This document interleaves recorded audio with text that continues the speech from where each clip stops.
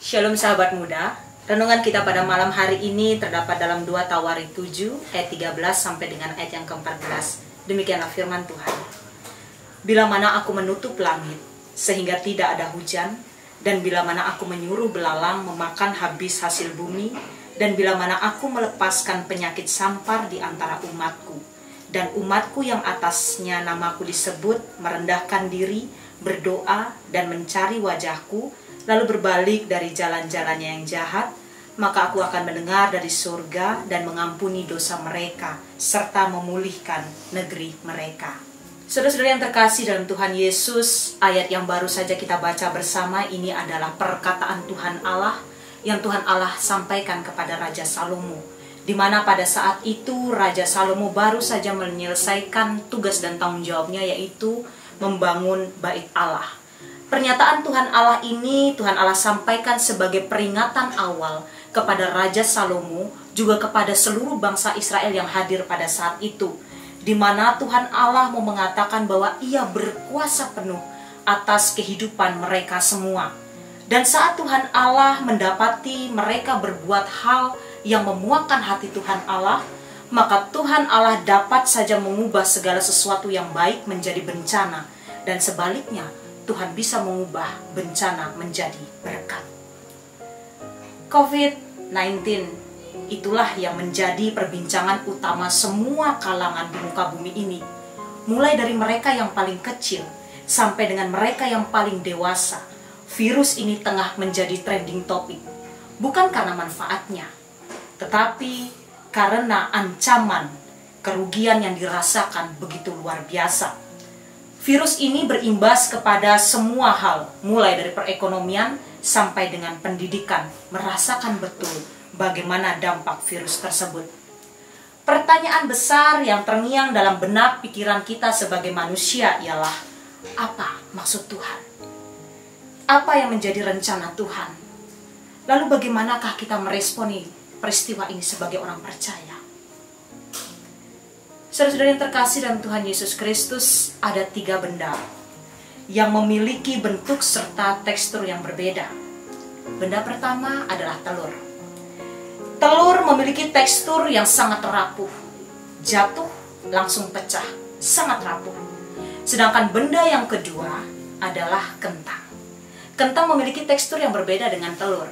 Kentang memiliki tekstur yang sedikit keras dibandingkan dengan telur. Dan benda yang ketiga adalah biji kopi. Biji kopi memiliki tekstur yang mirip dengan kentang, tetapi ia jauh lebih keras dibandingkan dengan kentang. Tetapi saat ketiga benda ini dimasukkan dalam air yang mendidih, maka ketiga benda ini akan memiliki respon yang berbeda. Telur pertama yang awalnya memiliki tekstur sangat rapuh, setelah ia keluar dari air mendidih, ia akan berubah menjadi sesuatu yang padat. Ia akan mengeras, sehingga pada saat ia jatuh, ia tidak gampang rapuh. Lalu benda yang kedua, yaitu kentang. Awalnya kentang memiliki tekstur yang sangat keras, tetapi pada saat ia masuk ke dalam air yang mendidih, lalu ia keluar, ia menjadi sesuatu benda yang sangat lembut. Sedangkan biji kopi, apa yang terjadi pada biji kopi? Sesaat setelah biji kopi keluar dari air yang mendidih, yang awalnya ia memiliki tekstur yang sangat keras, ia tetap menjadi sesuatu yang sangat keras. Biji kopi tidak mengalami perubahan sama sekali. Itulah sebabnya mengapa pada saat biji kopi harus memberikan manfaat, ia harus diproses sedemikian rupa dibandingkan dengan proses kentang dan juga telur tadi. Ia harus digoreng terlebih dahulu, ia harus merasakan panasnya penggorengan, lalu ia ditumbuk dan dihaluskan. Setelah ia berubah menjadi sesuatu yang halus, ia diberikan air mendidih, maka ia akan mengeluarkan aroma yang sangat wangi. Dan pada saat itu juga ia dapat dinikmati oleh banyak orang. Saudara-saudari yang terkasih dalam Tuhan Yesus Kristus, virus COVID-19 bukan lagi sebagai pencobaan bagi manusia. Tetapi virus COVID-19 adalah hasil dari perbuatan manusia yang sering kali tegar tengkuk. Dalam pekerjaan, tidak sedikit orang melakukan kecurangan, tidak sedikit orang melakukan korupsi. Dalam pendidikan, tidak sedikit orang melakukan kecurangan, tidak sedikit orang melakukan menyontek, menyogok, dan lain sebagainya, bahkan bolos.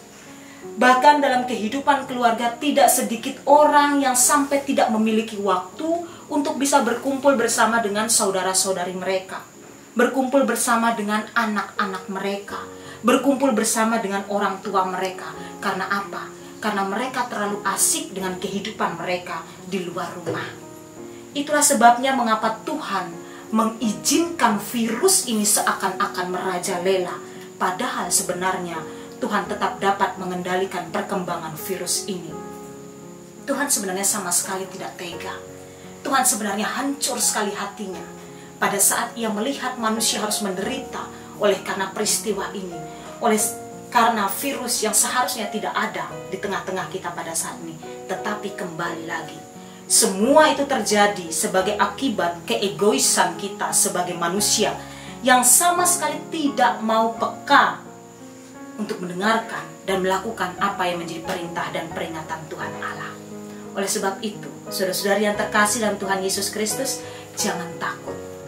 Tuhan pasti akan membawa kita semua melewati masa ini, asalkan ayat 14 tadi kita lakukan, di mana dikatakan bahwa pada saat kita mau merendahkan diri di hadapan Tuhan, pada saat kita mau berdoa, pada saat kita mau mencari wajah Tuhan, lalu kita mau berbalik dari jalan-jalan kita yang jahat, maka Tuhan akan mendengar dari surga dan mengampuni dosa kita serta memulihkan negeri kita.